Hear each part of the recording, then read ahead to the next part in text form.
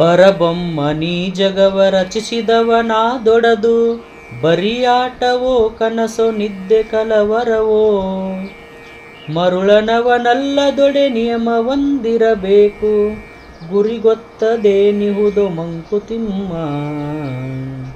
ಪರಬೊಮ್ಮನಿ ಜಗವ ರಚಿಸಿದವನಾದೊಡದು, ಬರಿಯಾಟವೋ ಕನಸೋ ನಿದ್ದೆ ಕಲವರವೋ. ಮರುಳನವನಲ್ಲದೊಡೆ ನಿಯಮವೊಂದಿರಬೇಕು, ಗುರಿಗೊತ್ತದೇನಿಹುದೋ ಮಂಕುತಿಮ್ಮ. ಆತ್ಮೀಯರೇ, ಈ ಕಗ್ಗದ ಭಾವಾರ್ಥ ಹೀಗಿದೆ. ಭಗವಂತ ಈ ಜಗತ್ತನ್ನು ನಿರ್ಮಿಸಿದ್ದೇ ಆದರೆ ಅದು ಕೇವಲ ಆಟವೋ ಕನಸೋ ಅಥವಾ ಬಡಬಡಿಕೆಯೋ.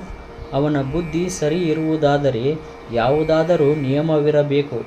ಆದರೆ ಈ ಪ್ರಪಂಚದ ಗುರಿ ಮತ್ತು ದಿಶೆ ಏನಿಹುದೋ, ಪರಿಪೂರ್ಣನೂ ಅನಂತನೂ ಸರ್ವಶಕ್ತನೂ ಆದ ಭಗವಂತನೇ ಈ ಜಗತ್ತನ್ನು ಸೃಷ್ಟಿಸಿದ್ದಾನೆ ಎನ್ನುವುದಾದರೆ ಅದು ಪರಿಪೂರ್ಣವೂ ವ್ಯವಸ್ಥಿತವೂ ಆಗಿರಬೇಕಿತ್ತಲ್ಲವೇ. ಆದರೆ ಅದನ್ನು ನೋಡಿದರೆ ಅದೊಂದು ಬರೀ ಕನಸಿನಂತೆ, ಬಡಬಡಿಕೆಯಂತೆ ಕಾಣುತ್ತದೆ. ಅವನು ಅಷ್ಟು ಬುದ್ಧಿವಂತನಾಗಿದ್ದರೆ ಜಗತ್ತಿನ ಚಾಲನೆಗೆ ಸ್ಪಷ್ಟ ನಿಯಮಗಳನ್ನು ಹಾಕಬೇಕಿತ್ತು. ಈ ಜಗತ್ತಿಗೆ ಒಂದು ಗುರಿ, ಒಂದು ಮಾರ್ಗ ಇದೆಯೇ ಎಂಬ ಸಂಶಯ ಮೂಡುತ್ತದೆ. ಇದು ಸಾಮಾನ್ಯ ಮನುಷ್ಯರ ಮನದ ಸಂದೇಹ. ಆದರೆ DVG ಇದನ್ನು ಎತ್ತುವುದು ಸಂದೇಹ ಮತ್ತು ನಿರಾಶೆಗಳಿಂದಲ್ಲ. ಅಂತಹ ಪರಿಪೂರ್ಣನಾದ ದೇವರು ಹೀಗೆ ಅನಿಶ್ಚಿತವಾದ, ಸದಾ ಬದಲಾವಣೆಯನ್ನು ಹೊಂದುವ ಪ್ರಪಂಚವನ್ನು ಏಕೆ ಸೃಷ್ಟಿಸಿದ ಎಂಬುದರ ಜಿಜ್ಞಾಸೆಯನ್ನು ನಮ್ಮ ಮನದಲ್ಲಿ ಮೂಡಿಸುವುದಕ್ಕಾಗಿ. ಎಲ್ಲ ರೀತಿಯಲ್ಲಿ ಪರಿಪೂರ್ಣನಾದ ದೇವರು ಈ ಜಗತ್ತನ್ನು ಏಕೆ ನಿರ್ಮಿಸಬೇಕಿತ್ತು?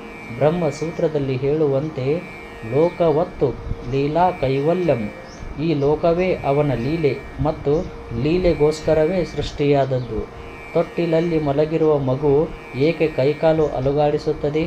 ಸುಮ್ಮನೆ ಮಲಗುವುದಕ್ಕೆ ಏನು ತೊಂದರೆ ಅದಕ್ಕೆ? ಅದು ಹಾಗೆ ಮಾಡುವುದು ಕೇವಲ ಲೀಲೆಗಾಗಿ. ಹೀಗೆ ಚಲಿಸುವುದು, ಆಟವಾಡುವುದು ಶಕ್ತಿಯ ಸ್ವಭಾವ.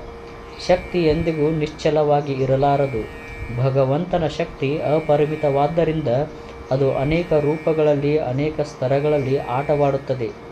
ಅದು ಯಾವ ಮಟ್ಟದ ಆಟವೆಂದರೆ, ನೋಟಕರಿಗೆ ಅದು ಕನಸೆಂಬಂತೆ, ಅವ್ಯವಸ್ಥೆಯಂತೆ ತೋರಿತು. ಆದರೆ ಸೂಕ್ಷ್ಮವಾಗಿ ಸೂರ್ಯ ಚಂದ್ರರ ಗತಿಗಳನ್ನು, ಋತುಗಳ ನಿರ್ದಿಷ್ಟ ನಡೆಗಳನ್ನು ಕಂಡಾಗ ವ್ಯವಸ್ಥೆ ಕಾಣುತ್ತದೆ. ಹಾಗಾದರೆ ಆ ಕಾರಣವಾದ ಘಟನೆಗಳು ಏಕಾಗುತ್ತವೆ? ಇದು ಮನುಷ್ಯರ ಕರ್ಮಫಲ. ಜಗತ್ತು ಒಂದು ಮಹಾಯಂತ್ರ. ಇಡೀ ವಿಶ್ವದ ಎಲ್ಲರೂ ಅದರ ಚಕ್ರಗಳು, ಕೀಲುಗಳು, ಪಟ್ಟಿಗಳು, ಮೂಳೆಗಳು. ಇದರಲ್ಲಿ ಯಾವುದಾದರೂ ಸರಿಯಾಗಿ ಕಾರ್ಯ ಮಾಡದಿದ್ದರೆ ಯಂತ್ರದ ಕಾರ್ಯ ಎಡವಟ್ಟಾಗುತ್ತದೆ. ಮನುಷ್ಯ ಮಾಡಿದ್ದು ಯಂತ್ರಕ್ಕೂ ತಗಲುತ್ತದೆ. ಅವನು ನಿಸರ್ಗವನ್ನು ದುರುಪಯೋಗಪಡಿಸಿಕೊಂಡಷ್ಟು ಪ್ರಕೃತಿಯ ಏರುಪೇರು. ಆದ್ದರಿಂದ ಈ ಜಗತ್ತಿನ ಗೊತ್ತು ಗುರಿಗೆ ನಮ್ಮ ಆಸೆ ಅಪೇಕ್ಷೆಗಳಿಗೆ, ದುರಾಶೆಗಳಿಗೆ ಕಡಿವಾಣ ಹಾಕಬೇಕಾಗುತ್ತದೆ ಎನ್ನುತ್ತಾರೆ DVGಯವರು. ಧನ್ಯವಾದಗಳು. Thank you.